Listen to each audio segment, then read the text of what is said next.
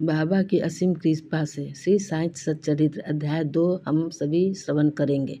ग्रंथ लेखन का ध्येय कार्यारंभ में असमर्थता और साहस, गर्मा-गर्म बहस, अर्थपूर्ण उपाधि, हेमाडपंत गुरु की आवश्यकता।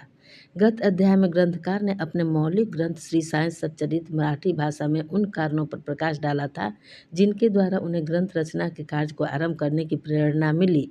अब वे ग्रंथ पठन के योग्य अधिकारियों तथा अन्य विषयों का इस अध्याय में विवेचन करते हैं।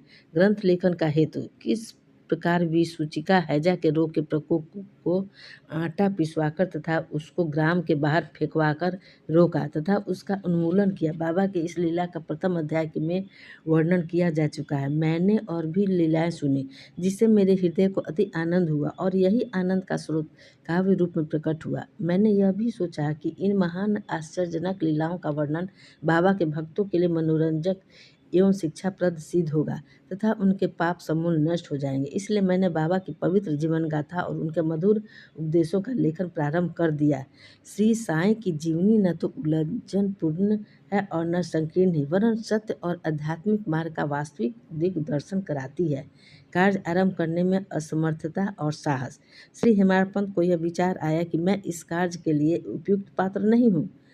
मैं तो अपने परम मित्र की जीवनी से भली भांति परिचित नहीं हूँ और न ही अपनी प्रकृति से। तब फिर मुझे सरीखा मूढ़मति भला एक महान संत पुरुष की जीवनी लिखने का दुस्साहस कैसे कर सकता है। अवतारों की प्रवृत्ति के वर्णन में वेद भी अपनी असमर्थता प्रकट करते हैं। किसी संत का चरित्र समझने के लिए स्वयं को पहले संत होना नितांत आवश्यक है। फिर मैं तो उनका गुणगान करने के सर्वथा अयोग्य ही हूँ। संत की जीवनी लिखने में एक महान साहस की आवश्यकता है और कहीं ऐसा न हो कि 4 लोगों के समक्ष हास्य का पात्र बनना पड़े। इसलिए श्री साईं बाबा की कृपा प्राप्त करने के लिए मैं ईश्वर से प्रार्थना करने लगा। महाराष्ट्र के संत श्रेष्ठ श्री ज्ञानेश्वर महाराज का कथन है कि संत चरित्र के रचयिता से परमात्मा की अति प्रसन्न होता है। तुलसीदास जी ने भी कहा है कि साधु चरित्र शुभ सरसी कपासु, निरस विशद गुणमय फल जासु, जो सही दुख पर छिद्र दुरावा, वंदनीय जेहि जग जस पावा। भक्तों को भी संतों की सेवा करने की इच्छा बनी रहती है। संतों की कार्य पूर्ण करा लेने की प्रणाली भी विचित्र ही है। यथार्थ प्रेरणा तो संत ही किया करते हैं। भक्त तो निमित्त मात्र या कहिए कि कार्य पूर्ति के लिए एक यंत्र मात्र है। उदाहरणार्थ संवत 1700 में कवि महीपति को संत चरित्र लेखन की प्रेरणा हुई। ईश्वर ने संतों में अंतः प्रेरणा पैदा की और कार्य पूर्ण हो गया। इसी प्रकार संवत 1800 में श्री दासगणों की सेवा स्वीकार हुई। महीपति ने 4 काव्य रचे, भक्ति विजय, संत विजय, भक्त लीलामृतम, संत लीलामृतम, और दासगणों ने केवल 2 भक्त लीलामृतम और संत कथामृतम,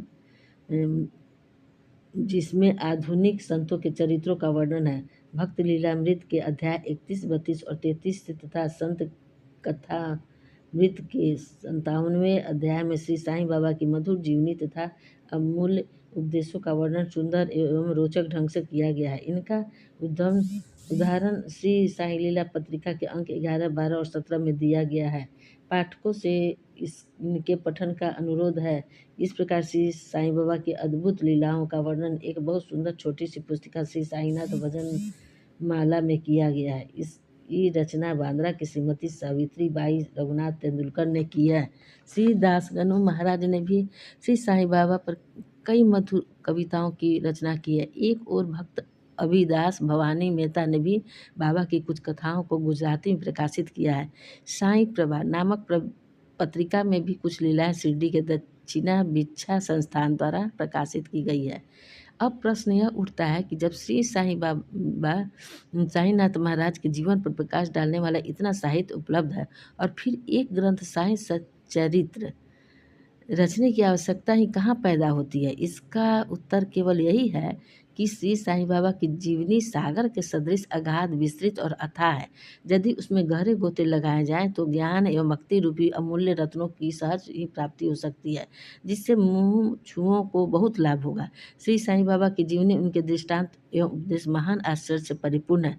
दुख और दुर्भाग्यग्रस्त मानव को इनसे शांति और सुख प्राप्त होगा तथा लोक परलोक में श्रेयस की प्राप्ति होगी। यदि श्री साईं बाबा के उपदेशों का जो कि वैदिक शिक्षा के समान ही मनोरंजक और शिक्षाप्रद है, ध्यानपूर्वक श्रवण एवं मनन किया जाए तो भक्तों को अपने मनोवांछित फल की प्राप्ति हो जाएगी, अर्थात ब्रह्मा से अभिन्नता, अष्टांग योग की सिद्धि और समाधि, आनंद आदि की प्राप्ति सरलता से हो जाएगी। यह सोचकर ही मैंने चरित्र की कथाओं को संकलित करना प्रारंभ कर दिया। साथ ही यह विचार भी आया कि मेरे लिए सबसे उत्तम साधना भी केवल यही है।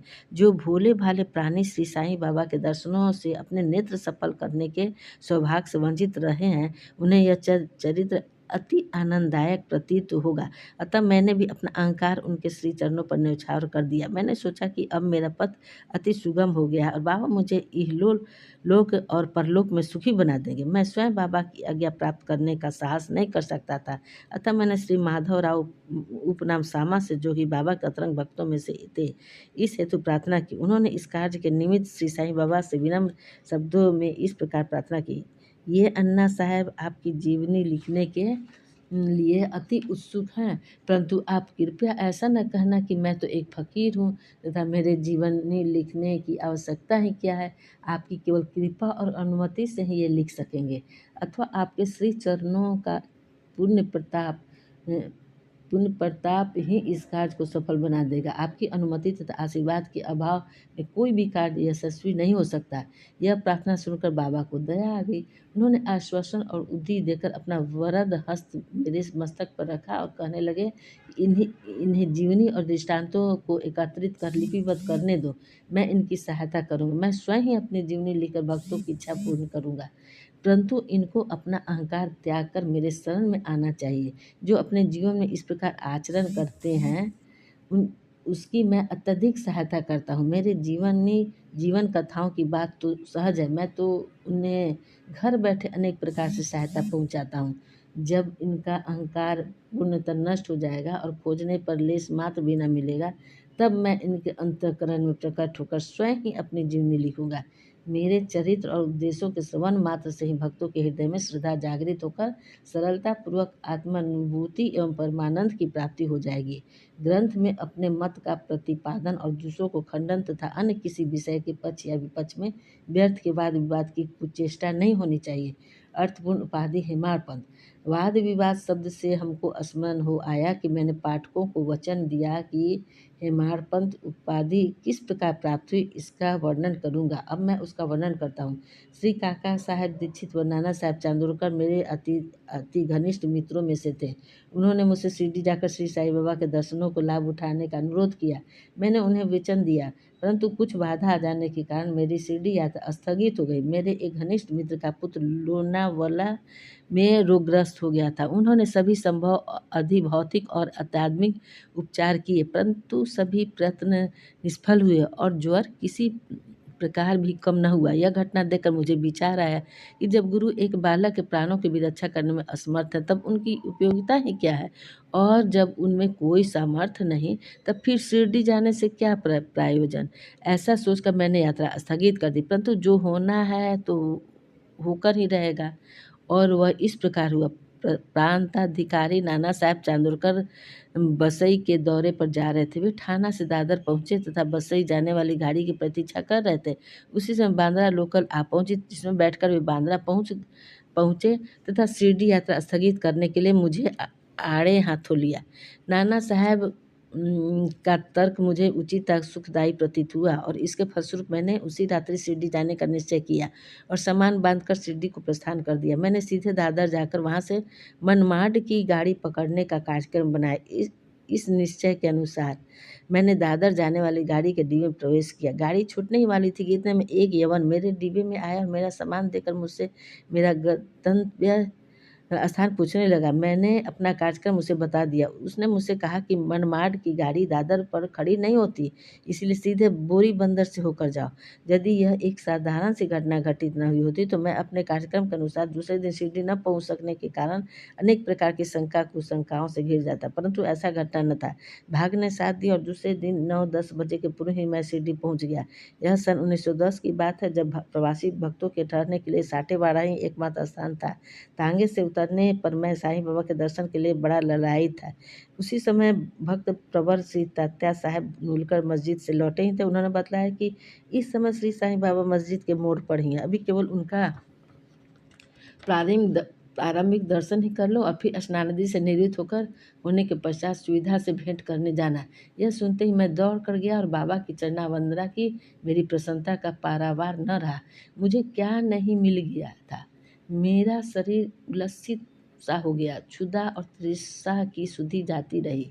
जिस क्षण से उनके भव विनाशक चरणों का स्पर्श प्राप्त हुआ, मेरे जीवन में एक नूतन आनंद प्रवाह बहने लगा। मैं उनका स्मरण कर उन्हें मानसिक प्रणाम किया करता हूँ। जैसा कि मेरे अनुभव में आया कि साईं के दर्शन में ही यह विशेषता है कि विचार परिवर्तन, सांसारिक भोगों से वैराग्य बढ़ता जाता है। केवल गत जन्मों के अनेक शुभ संस्कार एकत्रित होने पर ही ऐसा दर्शन प्राप्त होने सुलभ हो सकता है। पाठकों, मैं आपसे शपथ पूर्वक कहता हूँ कि यदि आप श्री साईं बाबा को एक दृष्टि भरकर देख लेंगे तो आपको संपूर्ण विश्व ही साईं में दिखलाई पड़ेगा। गर्मा गर्म बहस। शिरडी पहुंचने के प्रथम दिन ही बाला साहेब तथा मेरे बीच गुरु की आवश्यकता पर वाद विवाद छिड़ गया। मेरा मत था कि स्वतंत्रता त्याग कर पराधीन क्यों होना तथा जब कर्म करना पड़ता है तब गुरु की आवश्यकता ही कहाँ रही। प्रत्येक को पूर्ण प्रयत्न कर स्वयं को आगे बढ़ना चाहिए। गुरु शिष्य के लिए करता ही क्या है, वह तो सुख से निद्रा का आनंद लेता है। इस प्रकार मैंने स्वतंत्रता का पक्ष लिया और बाला साहेब ने प्रारब्ध का, उन्होंने कहा कि जो विधि लिखित है वह घटित होकर रहेगा। इससे में उच्च कोटि के महापुरुष भी असफल हो गए। कहावत है, मेरे मन कछु और है विधाता के कछु और। फिर परामर्श युक्त शब्दों में बोले, भाई साहब यह निर्विधता छोड़ दो। यह अहंकार तुम्हारी कुछ भी सहायता न कर सकेगा। इस प्रकार दोनों पक्षों के खंडन मंडन में लगभग 1 घंटा व्यतीत हो गया और सदैव की भांति कोई निष्कर्ष न निकल सका। इसलिए तंग और विवश होकर विवाद स्थगित करना पड़ा। इसका परिणाम यह हुआ कि मेरी मानसिक शांति भंग हो गई और मुझे अनुभव हुआ कि जब तक घोर दैहिक बुद्धि और अहंकार न हो तब तक विवाद संभव नहीं है। वस्तुतः यह अहंकार ही विवाद की जड़ है। जब अन्य लोगों के साथ मैं मस्जिद गया तब बाबा ने काका साहब को संबोधित कर प्रश्न किया कि साठेवाड़ा में क्या चल रहा था, किस विषय में विवाद था। मेरी ओर दृष्टिपात कर बोले कि इन हेमाडपंत ने क्या कहा। यह शब्द सुनकर मुझे अधिक अचंभा हुआ। साठेवाड़ा और मस्जिद में पर्याप्त अंतर था। सर्वज्ञ या अंतर्यामी हुए बिना बाबा को विवाद का ज्ञान कैसे हो सकता था। मैं सोचने लगा कि बाबा हेमाडपंत के नाम से मुझे क्यों संबोधित करते हैं। यह शब्द तो हेमाद्री पंथ का अपभ्रंश है। हेमाद्री पंत गिरी के यादव राजवंशी महाराजा महादेव और रामदेव के विख्यात मंत्री थे। वे उच्च कोटि के विद्वान और उत्तम प्रकृति चतुर्वर्ग चिंतामणि, जिसमें आध्यात्मिक विषयों का विवेचन और राज प्रशस्ति जैसे उत्तम काव्यों के रचयिता थे। उन्होंने ही हिसाब किताब रखने की नवीन प्रणाली का आविष्कार किया था और बही खाते की पत्ती को जन्म दिया था। और कहाँ मैं इसके विपरीत एक अज्ञानी मूर्ख और मंदमती हूँ। अतः मेरी समझ में यह न आ सका कि मुझे इस विशेष उपाधि से विभूषित करने का क्या तात्पर्य है। गहन विचार करने पर मैं इस निष्कर्ष पर पहुँचा कि कहीं मेरे अहंकार को चूर्ण करने के लिए ही तो बाबा ने इस अस्त्र का प्रयोग नहीं किया है, ताकि मैं भविष्य में सदैव के लिए निर्भिमानी एवं विनम्र हो जाऊं। अथवा कहीं यह मेरे वाक् चातुर्य के उपलक्ष्य में मेरी प्रशंसा तो नहीं है। भविष्य पर दृष्टिपात करने से प्रतीत होता है कि बाबा के द्वारा हेमाडपंत की उपाधि से विभूषित करना कितना अर्थपूर्ण और भविष्य गोचर था। सर्वविदित है कि कालांतर में दाभोलकर ने श्री साईं बाबा संस्थान का प्रबंध कितने सुचारू एवं विद्वतापूर्ण ढंग से किया था। हिसाब किताब आदि कितने उत्तम प्रकार से रखे गए तथा साथ ही साथ महाकाव्य साईं सच्चरित्र की रचना भी की। इस ग्रंथ में महत्वपूर्ण और आध्यात्मिक विषयों जैसे ज्ञान, भक्ति, वैराग्य, शरणागति व आत्मनिवेदन आदि का समावेश है।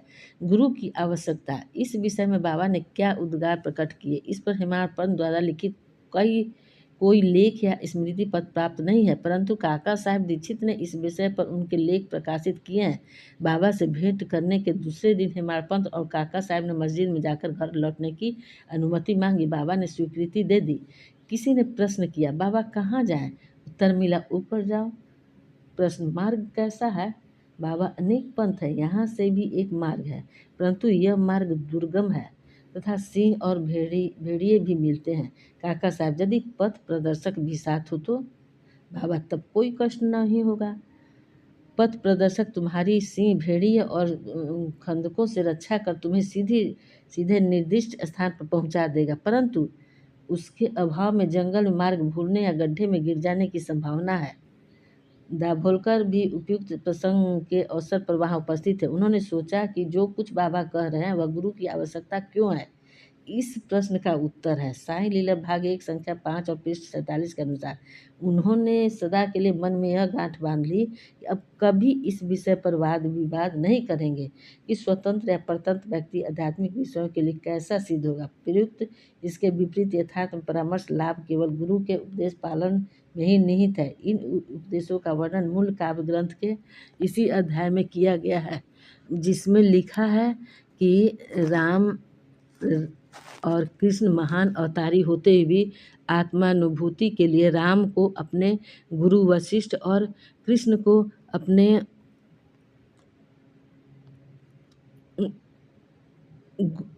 गुरु संदीपनी की शरण में जाना पड़ा था। इस मार्ग में उन्नति प्राप्त करने के लिए केवल श्रद्धा और धैर्य, ये ही 2 गुण आवश्यक हैं। श्री सद्गुरु साईनाथा परमस्तु शुभवतु। अध्याय 2 समाप्त।